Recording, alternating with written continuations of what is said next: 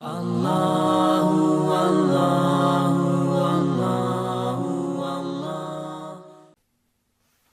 الممتحنہ کی آیت نمبر 7، سورۃ الممتحنہ کا دوسرا رکوع اور 28ویں پارے کا 8واں رکوع۔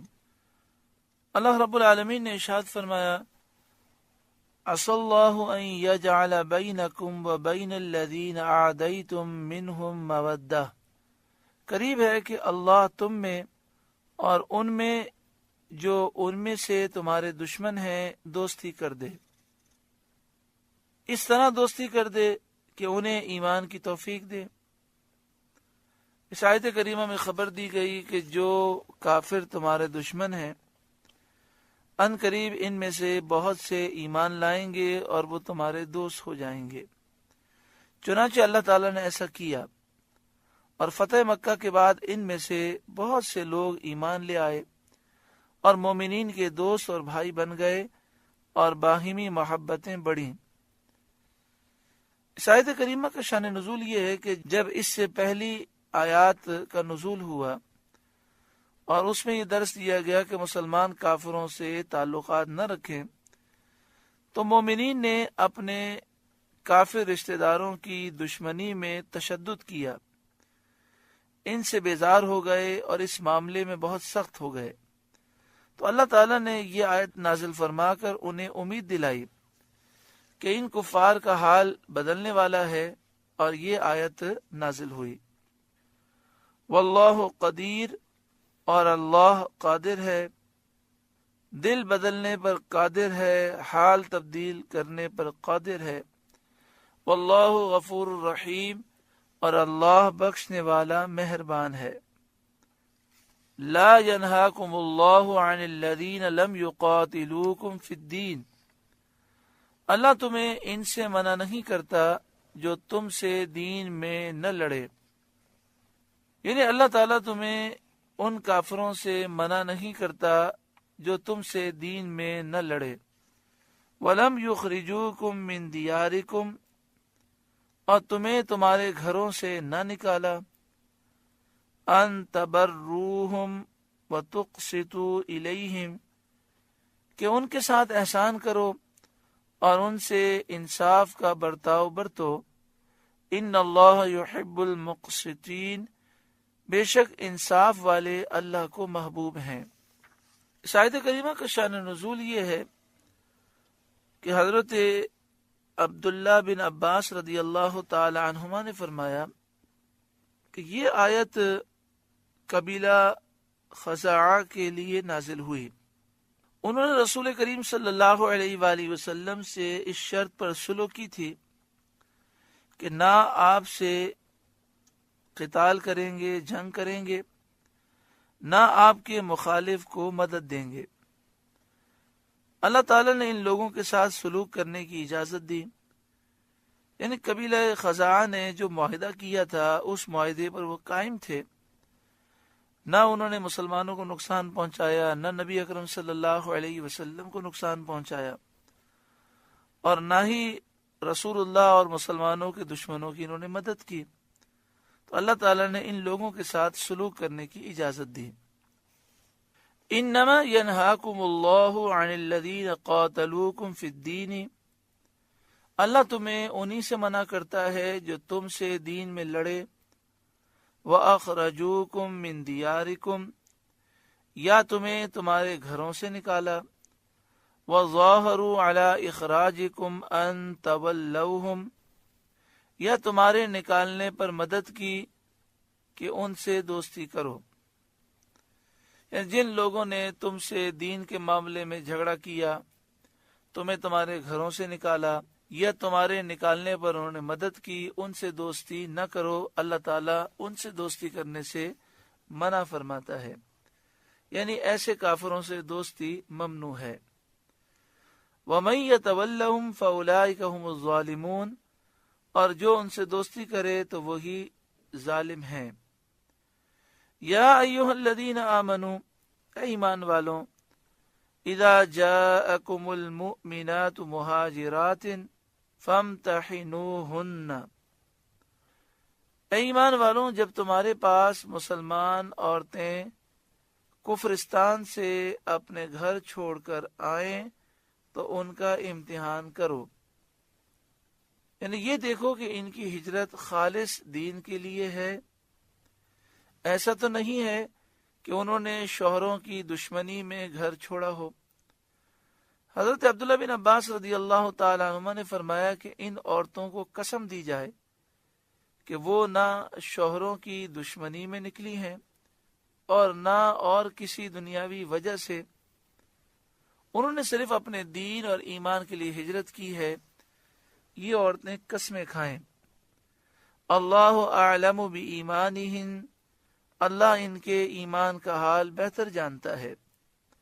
فَإِنْ عَلِمْتُمُوهُنَّ مُؤْمِنَاتٍ، پھر اگر وہ تمہیں ایمان والیاں معلوم ہوں، فَلَا تَرْجِعُوهُنَّ إِلَى الْكُفَّارِ، تو انہیں کافروں کو واپس نہ دو، لَا هُنَّ حِلٌّ لَهُمْ وَلَا هُمْ يَحِلُّونَ لَهُنَّ، نہ یہ انہیں حلال نہ وہ انہیں حلال، لا ہن حل لہم، نہ یہ انہیں حلال، ولا ہم یحلون لہن، نہ وہ انہیں حلال، یعنی مسلمان عورتیں کافروں کے لیے حلال نہیں اور نہ وہ کافر ان عورتوں کے لیے حلال ہیں، یعنی نہ کافر مرد مسلمان عورتوں کو حلال ہیں۔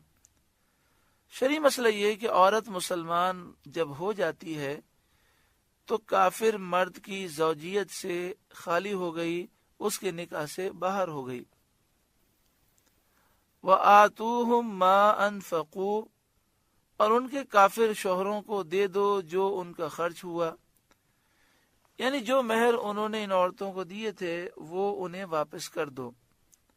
یہ حکم اہل ذمہ کے لیے ہے جن کے حق میں یہ آیت نازل ہوئی، لیکن حربی عورتوں کے مہر واپس کرنا نہ واجب نہ سنت۔ وَإِن كَانَ الْأَمْرُ بِإِيتَاءِ مَا أَنفَقُوا لِلْوُجُوبِ فَهُوَ مَنْسُوخٌ وَإِن كَانَ لِلنُّدُبٍ كَمَا هُوَ قَوْلُ الشَّافِعِيِّ فَلَا، اور یہ مہر دینا اس صورت میں ہے جبکہ عورت کا کافر شوہر اس کو طلب کرے، اور اگر نہ طلب کرے تو اس کو کچھ نہ دیا جائے گا۔ اسی طرح اگر کافر نے اس مہاجرہ کو مہر نہیں دیا تھا تو بھی وہ کچھ نہ پائے گا۔ یہ آیت صلح حدیبیہ کے بعد نازل ہوئی۔ صلح حدیبیہ میں شرط تھی کہ مکے والوں میں سے جو شخص ایمان لا کر سید عالم صلی اللہ علیہ وسلم کی خدمت میں حاضر ہو، اس کو اہل مکہ واپس لے سکتے ہیں۔ اس آیت میں یہ بیان فرما دیا گیا کہ یہ شرط صرف مردوں کے لیے ہے، عورتوں کی تصریح عہد نامے میں نہیں، نہ عورتیں اس قرارداد میں داخل ہو سکتی ہیں، کیونکہ مسلمان عورت کافر کے لیے حلال نہیں۔ اس آیت کریمہ میں یہ وضاحت کی گئی کہ جو صلح حدیبیہ میں معاہدہ تھا کہ اگر مکے کا کوئی شخص مدینہ شریف آ جائے تو اہل مدینہ اسے واپس کر دیں گے، تو اس سے مراد مرد ہیں۔ اگر کوئی عورت مکے سے ایمان لا کر مدینہ شریف آ جائے تو پھر مسلمان اسے واپس نہیں کریں گے۔ اس آیت کریمہ میں اس کا بیان ہے۔ بعض مفسرین نے فرمایا کہ یہ آیت حکم اول کی ناسخ ہے، یہ اس تقدیر پر ہے کہ عورتیں عہد صلح میں داخل ہوں، مگر عورتوں کا اس عہد میں، اس معاہدے میں داخل ہونا صحیح نہیں، کیونکہ حضرت علی مرتضی رضی اللہ تعالیٰ عنہ سے عہد نامے کے یہ الفاظ مروی ہیں، لا یأتیک منا رجل وإن کان علی دینک الا رددتہ، یعنی ہم میں سے جو مرد آپ کے پاس پہنچے، کافروں نے کہا ہم میں سے جو مرد آپ کے پاس پہنچے خواہ وہ آپ کے دین ہی پر ہو، آپ اس کو واپس دیں گے۔ مطلب یہ کہ معاہدے میں مردوں کا ذکر ہے۔ کافروں نے معاہدہ یہ کیا تھا کہ اگر مکے کا کوئی مرد مدینہ شریف آ جائے تو حضور واپس کر دیں گے، اور مدینے سے کوئی مکہ شریف آ جائے تو اہل مکہ واپس نہیں کریں گے۔ تو صلح حدیبیہ میں مردوں کا ذکر تھا، عورتوں کا ذکر نہیں تھا، اس آیت کریمہ نے اس کی مزید وضاحت کر دی کہ عورتیں صلح حدیبیہ میں عورتیں مراد نہیں ہیں، اور مراد بھی کیسے ہو سکتی ہیں، کیونکہ اگر ایک عورت مکہ شریف میں کافر کے نکاح میں ہے اور مسلمان ہو جاتی ہے تو وہ کافر کے لیے حرام ہو جاتی ہے، اس کا کوئی بھی نہیں ہے، تو وہ اگر مکہ چھوڑ کے مدینہ شریف آ جائے تو اہل مدینہ اسے کیسے واپس کر سکتے ہیں۔ آگے ارشاد فرمایا وَلَا جُنَاحَ عَلَيْكُمْ أَن تَنكِحُوهُنَّ إِذَا آتَيْتُمُوهُنَّ أُجُورَهُنَّ، اور تم پر کچھ گناہ نہیں کہ ان سے نکاح کر لو جب ان کے مہر انہیں دو۔ یعنی مہاجرہ عورتوں سے اگرچہ دارالحرب میں ان کے شوہر ہوں، جو عورت دارالحرب سے ہجرت کر کے مدینہ شریف آ جائے، اگرچہ مکے میں اس کا شوہر بھی موجود ہو، لیکن چونکہ اس کا شوہر کافر ہے، یہ مومن ہو گئی تو نکاح ختم ہو گیا، اس سے مسلمان اب نکاح کر سکتا ہے، کیونکہ اسلام لانے سے وہ ان شوہروں پر حرام ہو گئیں اور ان کی زوجیت میں نہ رہیں۔ حضرت صدر الافاضل مولانا نعیم الدین مراد آبادی علیہ رحمہ لکھتے ہیں وَاحْتَجَّ بِهِ ابو حنیفۃ علی اللہ عدۃ علی المہاجرہ فَيَجُوزُ لَهَا التَّزَوُّجُ من غیر عدت خلاف لہما۔ آگے فرمایا جب ان کے مہر انہیں دو ان سے نکاح کر لو۔ مہر دینے سے مراد مہر کو اپنے اوپر لازم کر لینا ہے، اگرچہ بالفعل نہ دیا جائے۔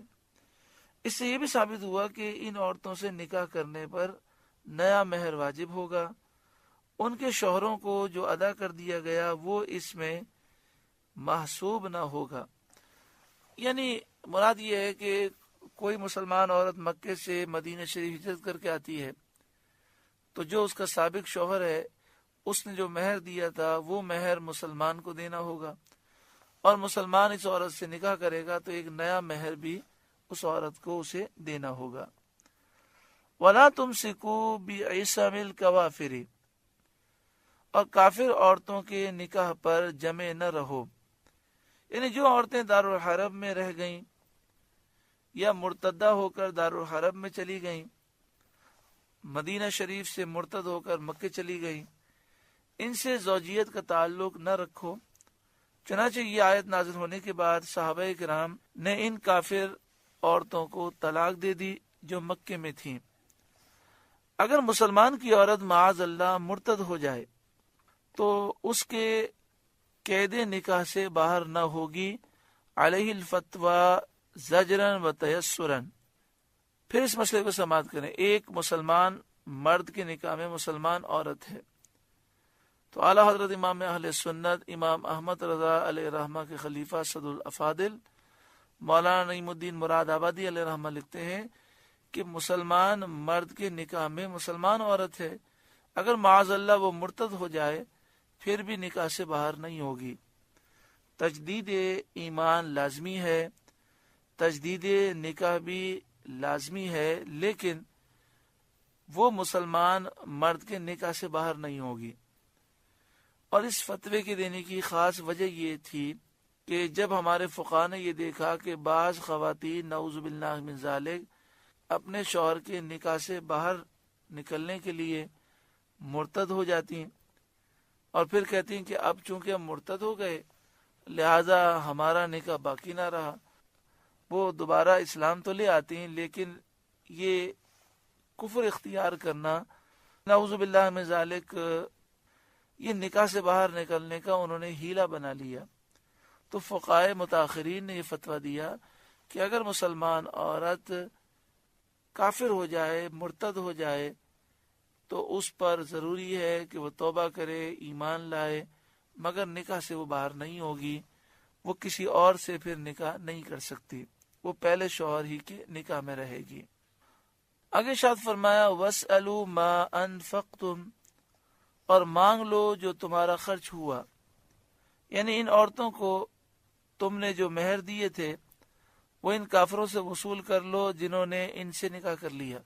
یعنی مدینہ شریف میں کوئی عورت مسلمان تھی، وہ مرتد ہو کر مکے چلی گئی اور کافر سے نکاح کر لیا، تو مسلمان کو یہ حق حاصل ہے کہ وہ اس کے کافر شوہر سے اس مہر کا مطالبہ کرے جو مہر اس نے اس عورت کو پہلے دیا تھا۔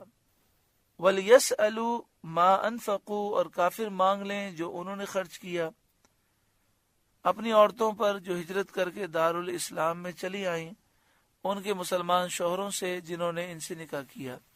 یعنی مکے سے کوئی کافر عورت مسلمان ہو کر مدینے آ جائے اور مسلمان مرد اس سے شادی کر لے تو کافروں کو یہ حق حاصل ہے کہ وہ اس مسلمان مرد سے اپنا وہ مہر طلب کریں جو انہوں نے اپنی سابقہ بیوی کو دیا تھا۔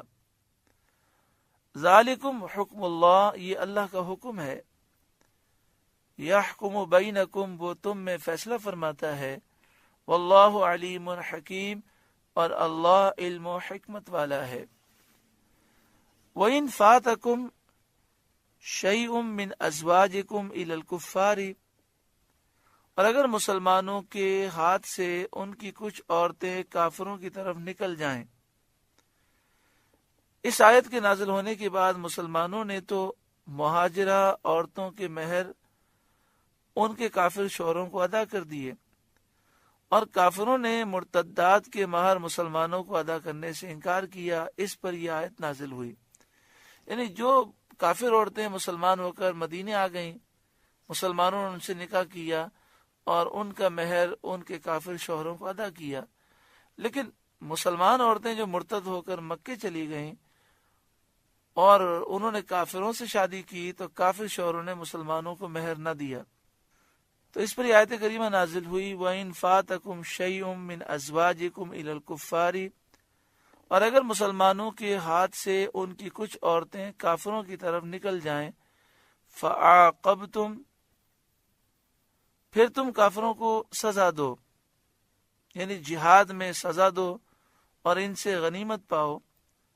فَآتُوا الَّذِينَ ذَهَبَتْ أَزْوَاجُهُمْ مِثْلَ مَا أَنفَقُوا، تو جن کی عورتیں جاتی رہی تھیں غنیمت میں سے انہیں اتنا دے دو جو ان کا خرچ ہوا تھا، یعنی جن کی عورتیں مرتدہ ہو کر دارالحرب میں چلی گئی تھیں ان کو مال غنیمت میں سے اتنا دے دو جو ان کا خرچ ہوا تھا ان عورتوں کے مہر دینے میں۔ یعنی مراد یہ ہے کہ مسلمان عورت اگر مرتد ہو کر مکے چلی گئی اور مکے والوں نے مہر نہیں دیا تو جب اللہ تعالیٰ نے فتح دی، مال غنیمت ملا، تو مسلمانوں کو حکم دیا گیا کہ مال غنیمت میں سے ان مسلمانوں کا جو مہر کے معاملے میں نقصان ہوا وہ مال غنیمت سے پورا کیا جائے۔ حضرت عبداللہ بن عباس رضی اللہ تعالیٰ عنہما نے فرمایا کہ مومنین مہاجرین کی عورتوں میں سے 6 عورتیں ایسی تھیں جنہوں نے دارالحرب کو اختیار کیا اور مشرکوں کے ساتھ لاحق ہوئیں اور مرتد ہو گئیں۔ رسول کریم صلی اللہ علیہ وآلہ وسلم نے ان کے شوہروں کو مال غنیمت سے ان کے مہر عطا فرمائے۔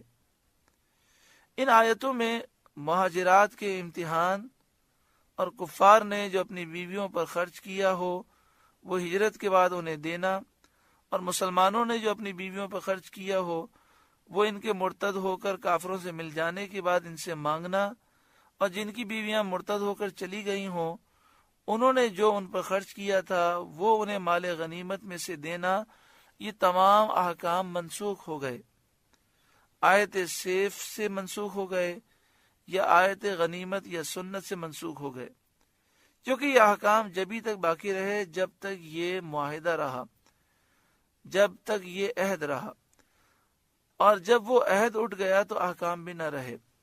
خلاصہ یہ کہ یہ جو تشریحات کی گئیں مکہ شریف و مدینہ شریف کے حوالے سے، خواتین کے حوالے سے، یہ ان آیات کو سمجھنے کے لیے ہیں، شرعی طور پر اب یہ احکام منسوخ ہو گئے۔ وَاتَّقُوا اللَّهَ الَّذِي أَنْتُمْ بِهِ مُؤْمِنُونَ، اور اللہ سے ڈرو جس پر تمہیں ایمان ہے۔ یا ایھا النبی، اے نبی، اذا جاءک المؤمنات یبایعنک علی الا یشرکن باللہ شیئا، اے نبی جب آپ کے حضور مسلمان عورتیں حاضر ہوں اس پر بیعت کرنے کو کہ اللہ کا شریک کچھ نہ ٹھہرائیں گی، ولا یسرقن، اور نہ چوری کریں گی، ولا یزنین، اور نہ بدکاری، ولا یقتلن اولادہن، اور نہ اپنی اولاد کو قتل کرے گی، جیسا کہ زمانے جاہلیت میں دستور تھا کہ لڑکیوں کو شرم کے خیال سے یا غربت کے اندیشے کی وجہ سے زندہ لوگ دفن کر دیتے تھے۔ اس سے اور ہر قتل ناحق سے باز رہنا اس عہد میں شامل ہے۔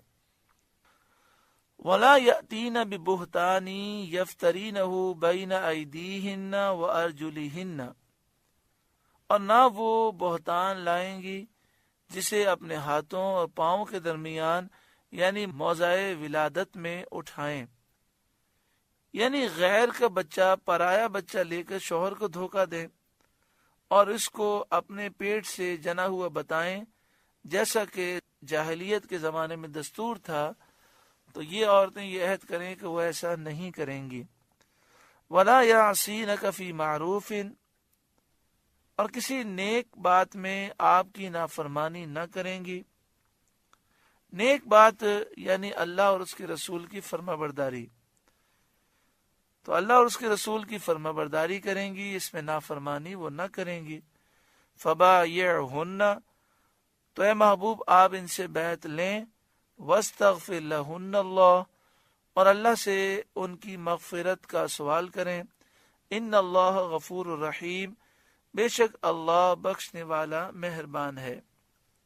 مروی ہے کہ جب سید عالم صلی اللہ علیہ وآلہ وسلم فتح مکہ کے دن مردوں کی بیعت لے کر فارغ ہوئے تو کوہ صفا پر عورتوں سے بیعت لینا شروع کی، یعنی عورتیں آئیں اور انہوں نے حضور صلی اللہ علیہ وسلم کے سامنے اسلام قبول کیا اور حضور نے ان سے عہد لیا، وعدہ لیا۔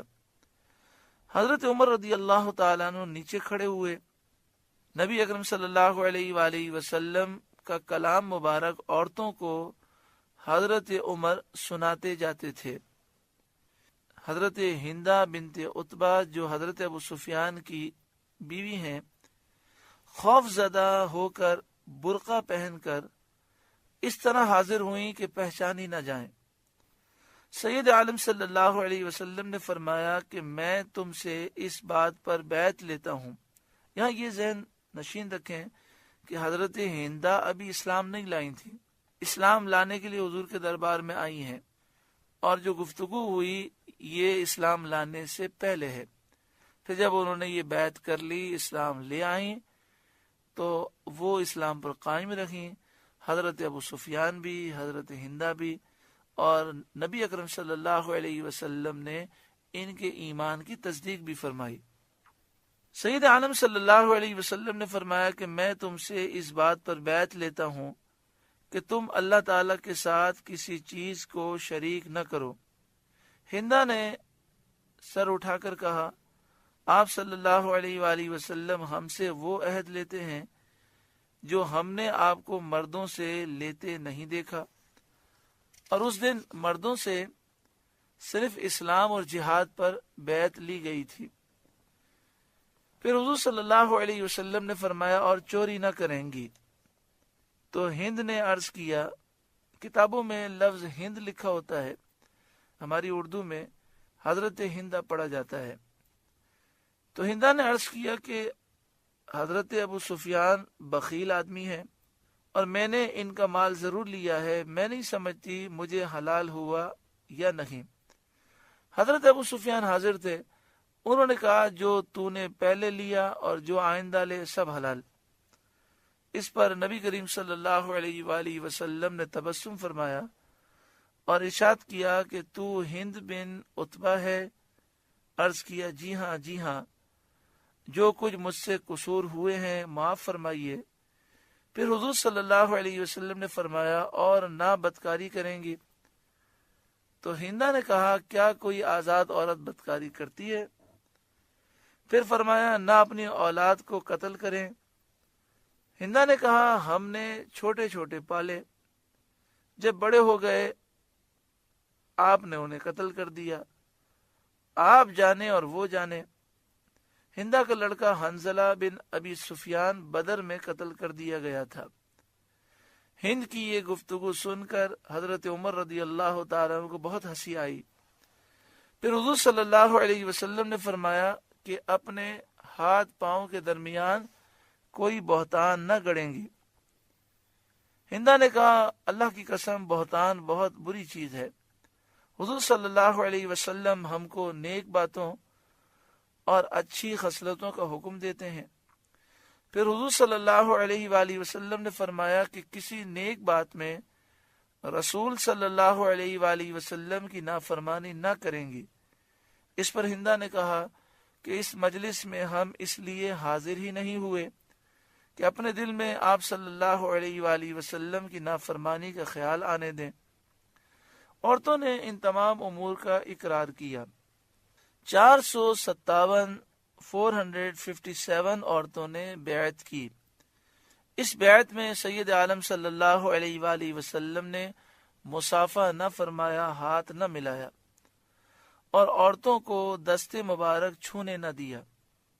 یہ مسئلہ یاد رکھیں کہ بعض پیر صاحبان جب بیعت کرتے ہیں تو عورتوں کا ہاتھ پکڑ کے بیعت کرتے ہیں، اس طرح بیعت کرنا حرام ہے۔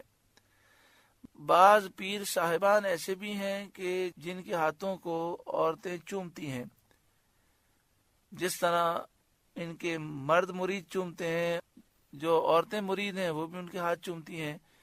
ایسا کرنا حرام ہے، اور ایسے پیر جو اس طرح کی حرکتیں کرتے ہیں وہ در حقیقت پیر ہی نہیں، کیونکہ پیر کا متقی پرہیزگار شریعت کا پابند ہونا ضروری ہے۔ بیعت کی کیفیت میں یہ بھی بیان کیا گیا کہ ایک قدح پانی میں سید عالم صلی اللہ علیہ وسلم نے اپنا دست مبارک ڈالا، پھر اسی میں عورتوں نے اپنے ہاتھ ڈالے۔ یعنی بیعت کرنے کا ایک طریقہ یہ بھی موجود ہے کہ ایک پیالے پانی میں نبی اکرم صلی اللہ علیہ وسلم نے اپنا ہاتھ ڈالا، پھر عورتوں نے اسی میں ہاتھ ڈالا۔ یہ بھی کہا گیا کہ بیعت کپڑے کے واسطے سے لی گئی۔